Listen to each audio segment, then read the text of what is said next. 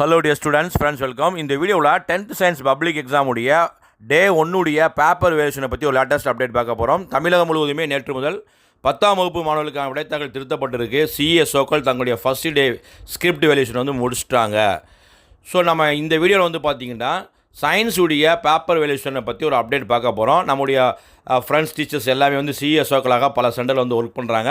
So அவங்களுடைய update என்னென்னா கொஞ்சம் ஹாப்பியான அப்டேட் தான் கொடுத்துருக்காங்க.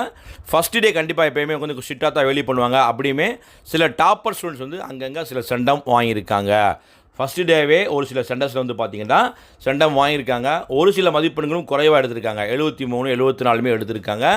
அதே மாதிரி ஒரு சில சென்டர்ஸில் வந்து பார்த்திங்கன்னா சில மாணவிகள் வந்து ஃபெயிலியர்ஸும் ஆகியிருக்காங்க.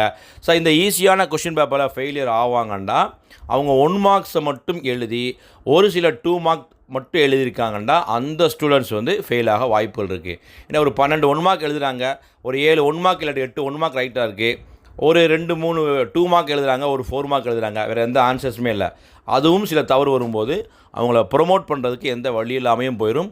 ஸோ நம்ம ஏற்கனவே சொன்ன மாதிரி எப்போ நீங்கள் public exam 10th 11th 12th எழுதினாலும் 1 மார்க்ஸ் எழுதிட்டு உங்களுக்கு தெரிந்த 2 மார்க் 3 மார்க் 5 மார்க்கையும் எழுதணும். ஸோ அது ரிலேட்டடான ஆன்சர்ஸை நீங்கள் எழுதி வைக்கும்போது தான் ஸோ உங்களை பாஸ் பண்ணுறதுக்கு அந்த டீச்சர்ஸ்க்கு வந்து சப்போர்ட்டிவாக இருக்கும்.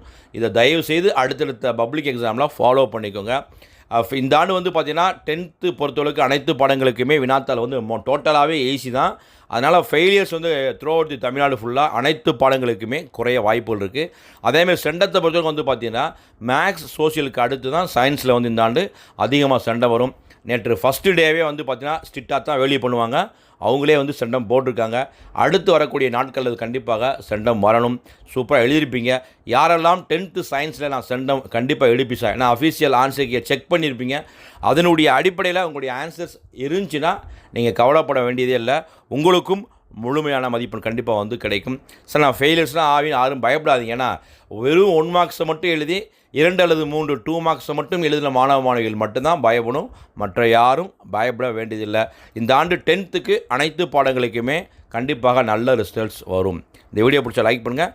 அடுத்த வீடியோவில் டே 1 அதர் சப்ஜெக்டுடைய பேப்பர் வெர்ஷன் அப்டேட் நம்ம சேனல் அப்லோட் பண்ணுவோம்.